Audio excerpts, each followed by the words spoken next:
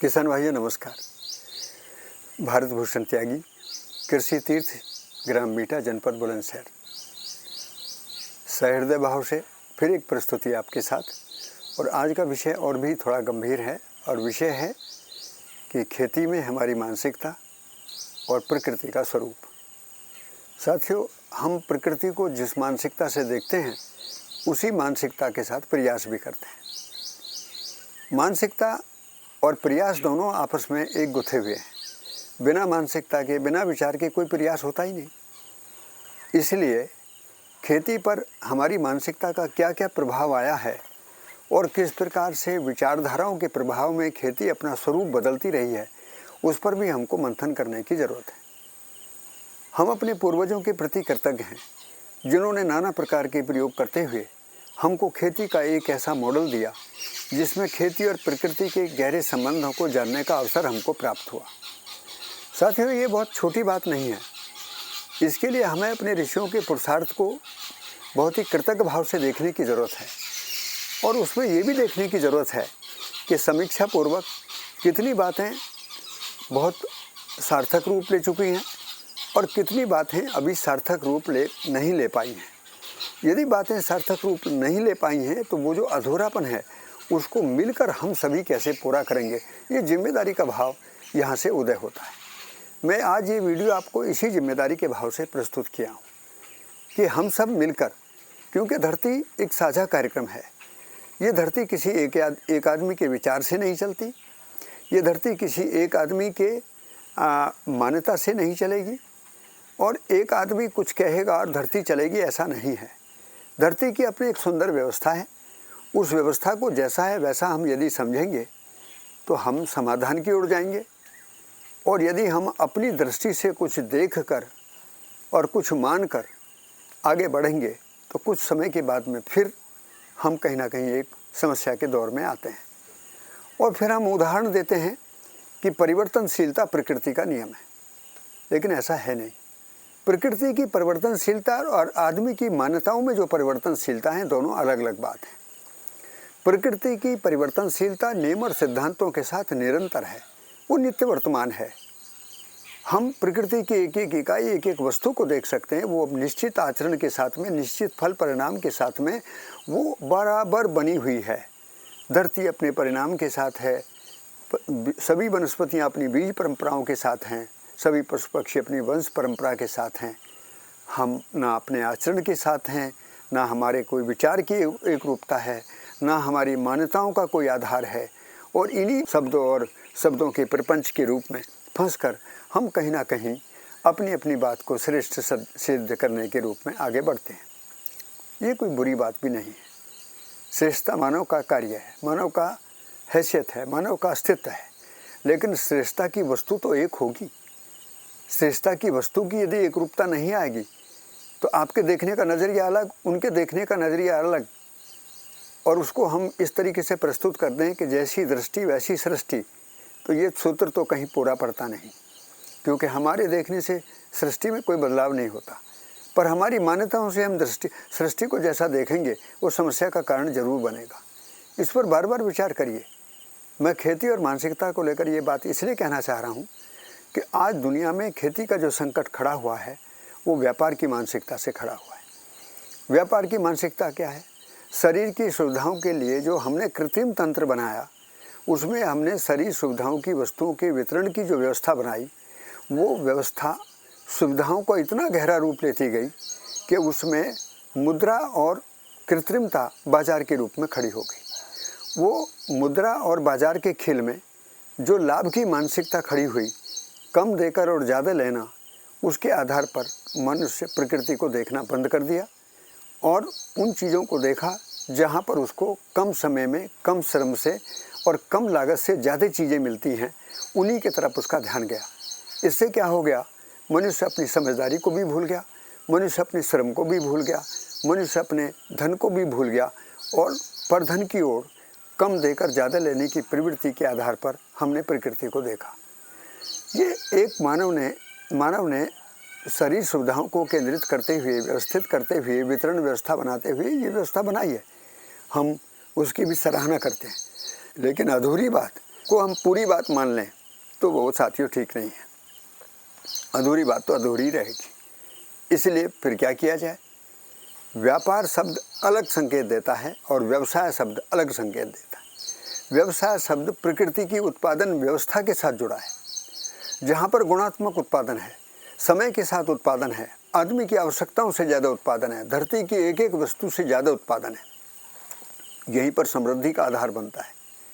हम अभी लाभ और समृद्धि के बीच में शब्दों को बोलते रहते हैं, लेकिन व्यापार का फंडा केवल लाभ तक जाता है और व्यवसाय जो है वो मूल सूत्र के रूप में समृद्धि की ओर ले जाता है।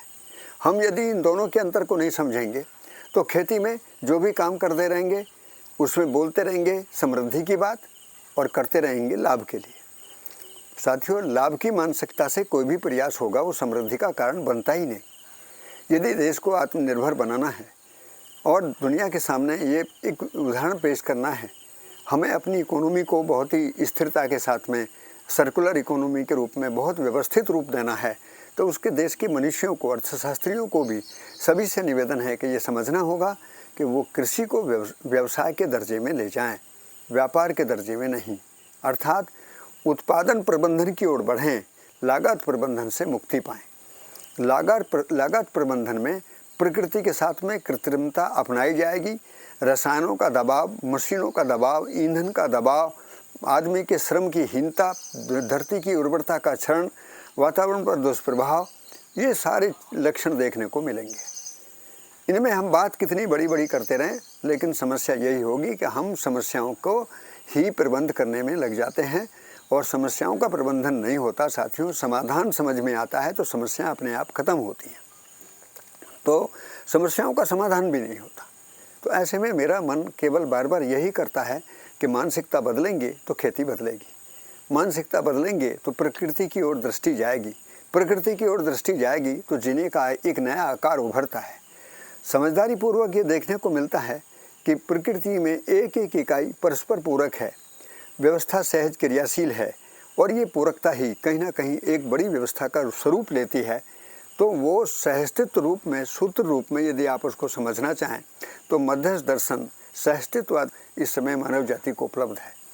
हम कृतज्ञ हैं अपने उन सभी महापुरुषों के लिए जिन्होंने आध्यात्मिक साधना को एक पूर्णता के आकार में पहुंचाया और इस पूर्णता के आकार में मैंने मध्यस्थ दर्शन सहस्तित्ववाद के प्रकाश में खेती को जैसे समझा, वो आप बहुत आसानी से समझ सकते हैं। हमको समझने में देर लगी, आपको समझने में देर नहीं लगेगी। क्यों? क्योंकि जब एक प्रयोगकार किसान आपसे बात करेगा और मैं प्रयोगकार किसान के रूप में जिम्मेदारी और मित्रता के भाव में आपसे बात करता हूँ। मेरे वीडियो बनाने का कोई श्रेय किसी व्यतिरेक के रूप में नहीं है। मेरी कोई मान्यता में ऐसा नहीं है कि मैं वीडियो बनाकर मुझे कोई सम्मान प्राप्त होगा, कोई धन प्राप्त होगा और कोई यश प्राप्त होगा। साथियों, आपका पुण्य प्रभाव से जो कुछ मिला है वो अपनी हैसियत से बहुत ज़्यादा है। और जो भी हम बातचीत आपसे कर रहे हैं उसमें मैं सभी महापुरुषों के प्रति कृतज्ञ भाव से बात कहूँगा कि मैं आध्यात्मिक साधनों में भी रहा और उन्हीं के प्रतिफल में हमने देखा कि भारत एक ऐसा देश है दुनिया में जहाँ पर आत्मा के अनुसंधान पर चर्चा हुई। शरीर से भिन्न कोई वस्तु है, उसको उसके मूल स्वरूप में देखा जाए और उस मूल स्वरूप में देखते हैं तो मानव का अध्ययन पूरा होता है। मानव का अध्ययन जब तक पूरा नहीं होगा, मानव अपने को नहीं समझेगा, तो वो ना तो अपनी आवश्यकताओं को निश्चित कर पाता है, ना अपने प्रयोजन को देख पाता है, ना उसका कोई लक्ष्य रहता है, ना वो आवश्यकताओं को पूरा करने का नियम क्या होगा, प्रकृति के साथ संबंध क्या होगा, मानव के साथ संबंध क्या होगा। इस प्रकार परिवार, समाज और प्रकृति के साथ शिकायत भरी रहती हैं, समझौते भरे रहते हैं। उन तकलीफ़ों को हम सभी लोग झेल रहे हैं।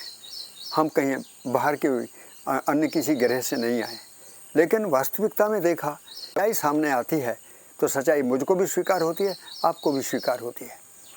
तो प्रकृति की वास्तविकताओं को समझकर खेती को एक व्यवसाय के रूप में लेकर हम यदि आगे बढ़ते हैं तो व्यापार के प्रपंच से, लागत के प्रपंच से हमें बचने की ज़रूरत है। साथियों, मैं बाजार जो शब्द बोल रहा हूँ, केवल बाजार उसको नहीं बोल रहा जहाँ बाजार है। बाजार एक मानसिकता है। यदि मैं अपनी गाय को जब तक वो दूध देती है तब तक उसको अच्छे से देखता हूँ और जब वो दूध नहीं देती है अच्छे से नहीं देखता हूँ, यही व्यापार की प्रवृत्ति है। ये जो प्रवृत्ति है ये परिवार में भी है। हम परिवार में भी रिश्तों में उन लोगों को ज़्यादा ध्यान से देखते हैं जिनके पास पैसा है। जिनके पास पैसा नहीं है उनको नहीं देख पाते हैं। ऐसे ही हम अपने रिश्तेदारों का भी आकलन करते हैं। तो इस प्रकार आकलन करने से हमारे केंद्र में आदमी तो है नहीं, हमारे केंद्र में सम्मान तो है नहीं, हमारे केंद्र में तो पैसा है। तो जब पैसा ही केंद्र में है तो हम ना प्रकृति को देख पाएंगे, ना मनुष्य को देख पाएंगे, ना अपने आप को देख पाएंगे, और एक गोलमोल ज़िंदगी, एक संकट से भरी हुई ज़िंदगी, समस्याओं से भरी ज़िंदगी को लेकर हम आगे बढ़ते हैं। आज खेती के विषय पर मेरा मन बना कि मानसिकता एक बहुत बड़ी चीज़ है। मानसिकता से हम खेती को देखते हैं तो धरती, पेड़ पौधे, पशु पक्षी एक सजी हुई व्यवस्था है। उस सजी हुई व्यवस्था में हम अपनी मनमानी से कुछ ना करें। हमने देखा आम के बगीचों में 10-10, 15-15 स्प्रे चल रहे हैं, बागों की दुर्दशा बढ़ रही है। हम अपनी खेती में खरपतवारों को मारने के लिए रसायनों का प्रयोग कर रहे हैं, नाली भी साफ़ नहीं करेंगे। उस समय का हम क्या कर रहे हैं? उस जहर में कितना कैंसरस है, उससे आगे चल के शरीर में कितने बड़े विरोधाभास खड़े होंगे, असाध रोग खड़े होंगे, हमारी आने वाली पीढ़ियों को कितना नुकसान होगा। क्या हमने कोई इस पर विचार किया है? नहीं विचार किया है। बस एक ने किया है, दूसरे ने भी किया है। तो हम मान्यताओं के आधार पर, एक बहकी हुई ज़िंदगी के आधार पर, एक अजीब सी ज़िंदगी के आधार पर आगे बढ़ रहे हैं, और जिसमें सफलता का कोई सूत्र, कोई कामना भी हमारी स्पष्ट नहीं है। तो ऐसे में मानसिक स्तर पर सबसे पहले हमको एक अभ्यास करने की ज़रूरत है कि हम अपने विचार में प्रकृति के नियम और सिद्धांतों को स्थान दें, सम्मान दें। उसके आधार पर अपने व्यवहार में, अपनी भाषा में जो चीज़ बोलें, उन्हीं सिद्धांत और व्यवहारों को ध्यान में रखते हुए बोलें, और जो कार्य योजना बनाएं उन्हीं प्रकृति के सिद्धांत और उन्हीं नियमों को समझकर कार्य योजना बनाएं। साथियों, निश्चित सफल होंगे। हमारे प्रयास की पृष्ठभूमि भी तो इतनी है। विचार करते हैं, व्यवहार करते हैं, कार्य करते हैं। विचार स्वयं के साथ करते हैं, व्यवहार दूसरे मानव के साथ करते हैं, और कार्य प्रकृति के साथ करते हैं।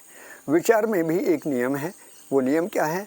समाधान के रूप में सारी वस्तु जैसी है उसको वैसा देखूं। तो वस्तु को वस्तु के रूप में देखना विचार में समाधान की एक बीजारोपण होता है।